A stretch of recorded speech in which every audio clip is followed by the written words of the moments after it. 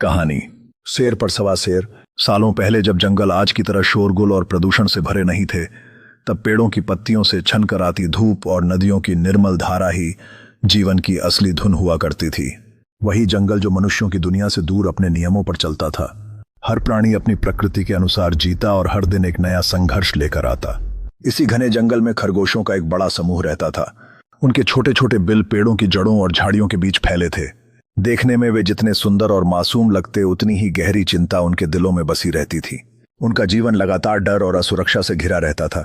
एक दिन सूरज ढलने से पहले जब आसमान सुनहरी रंगत से भर गया था और पक्षी अपने अपने घोंसलों की ओर लौट रहे थे, तब खरगोशों का झुंड एक खुली जगह पर इकट्ठा हुआ। यह जगह पुराने पीपल के पेड़ के नीचे थी, जिसे जंगल के प्राणी सभा स्थान कहते थे। सब खरगोशों के चेहरे गंभीर थे। उनकी आंखों में बेचैनी और थकान साफ झलक रही थी। उनमें से एक नौजवान खरगोश खड़ा हुआ और बोला, भाइयों और बहनों, सोचो जरा, हमसे सुंदर प्राणी और कौन है इस धरती पर। लेकिन इस सुंदरता का क्या फायदा? हम सबसे ज्यादा डर के साए में जीते हैं। शेर, चीते और लोमड़ी, यहां तक कि मनुष्य भी हमें अपना शिकार समझते हैं। हर वक्त मौत हमारे पीछे घूमती रहती है। उसकी आवाज कांप रही थी। उसके शब्द सुनकर बाकी खरगोशों ने सिर झुका लिया। तभी दूसरा खरगोश बोल उठा। दूसरा खरगोश, तुम ठीक कहते हो। जानवर तो खैर खा ही जाते हैं, लेकिन हाथी का क्या? वह हमें नहीं खाता, पर उसका शरीर इतना बड़ा है कि अगर वह चलते चलते हमारे ऊपर पांव रख दे तो न जाने कितने भाई एक साथ कुचलकर मर जाएं। सभा में सन्नाटा छा गया। हर खरगोश अपनी जिंदगी की कमजोरियों का हिसाब लगाने लगा। तभी तीसरा खरगोश खड़ा। उसकी आंखों में निराशा साफ झलक रही थी।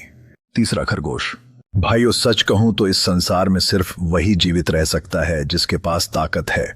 हम जैसे छोटे और दुर्बल जीवों का यहाँ कोई स्थान नहीं है। हमें तो बस डरते डरते जीना है। मेरे विचार से हमारी समस्या का कोई समाधान नहीं है।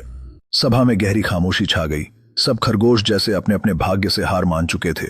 लेकिन तभी पीछे बैठे एक बूढ़े खरगोश ने गहरी सांस ली और धीमे स्वर में कहा, बूढ़ा खरगोश, शायद तुम सब भूल रहे हो कि हर समस्या का एक हल होता है। मैंने बहुत जीवन देखा है।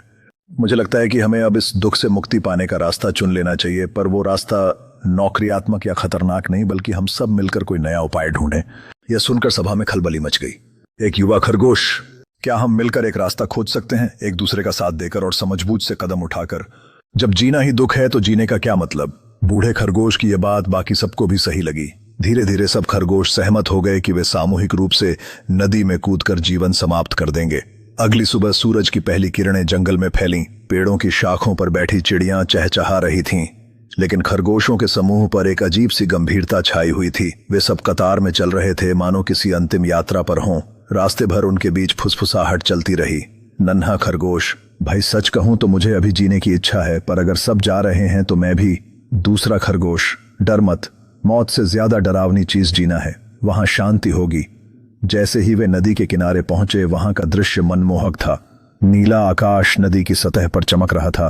किनारे पर हरी काई जमी हुई थी और कुछ मेंढक धूप सेंक रहे थे। लेकिन खरगोशों की आंखों में यह सुंदरता किसी काम की नहीं थी। उनके लिए नदी केवल मौत का द्वार थी। खरगोश नदी में कूदने की तैयारी कर ही रहे थे कि तभी उनमें आपस में झगड़ा शुरू हो गया। एक खरगोश, मैं पहले कूदूंगा। दूसरा खरगोश, नहीं, मैं पहले मरूंगा। पीछे हटो। इस हंगामे से किनारे बैठे मेंढक घबरा गए। उन्हें लगा कि ये खरगोश शायद उन पर हमला करने आए हैं। डर के मारे सारे मेंढक छपाक छपाक की आवाज करते हुए एक एक कर नदी में कूद गए। यह दृश्य देखकर बूढ़ा खरगोश ठिठक गया। उसने अपने साथियों को रोका और कहा, बूढ़ा खरगोश, भाइयों ठहरो। देखो अभी अभी क्या हुआ। जिनसे हम डरते थे वे तो अपनी जगह से भागे और पानी में कूद गए। क्यों? क्योंकि वे हमसे डरते हैं। यानी हमसे भी कमजोर जीव इस संसार में मौजूद हैं। सब खरगोश अवाक रह गए। उनकी आंखों में जैसे नई रोशनी आ गई हो। बूढ़ा खरगोश आगे बोला, भाइयों, हमें यह समझना चाहिए कि डर जीवन का हिस्सा है। हर प्राणी अपने से शक्तिशाली से डरता है। शेर से हम डरते हैं, हमसे मेंढक डरते हैं और उनसे कोई और डरता होगा। यही जीवन का चक्र है। अगर हम आत्महत्या कर लेंगे तो यह सिद्ध करेंगे कि हम डर से भागे। लेकिन असली साहस है जीना और अपने डर का सामना करना। उसके शब्दों ने सबके दिल में जैसे नई जान डाल दी। खरगोशों की आंखों में चमक लौट आई। एक युवा खरगोश, तो इसका मतलब है कि हम पूरी तरह कमजोर नहीं हैं। हमारे भी ऐसे रूप हैं जिनसे दूसरे डरते हैं।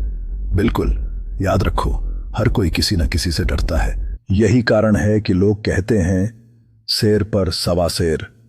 सारे खरगोशों ने मिलकर नदी में कूदने का विचार छोड़ दिया और खुशी खुशी अपने अपने बिलों की ओर लौट गए। उस दिन के बाद उनकी सोच बदल गई। वे अब भी सतर्क रहते, लेकिन हर वक्त डर के साए में नहीं जीते थे। इस कथा का गहरा संबंध मानव समाज से भी है। प्राचीन काल से मनुष्य हमेशा ताकत और कमजोरी के द्वंद्व में जीता आया है। यह कहानी उन सभी की है जो डर को अपने भीतर महसूस करते हैं लेकिन उसे पार करना चाहते हैं। एक राज्य दूसरे राज्य से डरता, किसान जमींदार से और जमींदार राजा से, लेकिन उसी चक्र में कमजोर को भी कोई और कमजोर मिलता है जिससे उसे साहस मिलता है। भारतीय इतिहास में भी शेर पर सवा शेर की अनेक मिसालें हैं।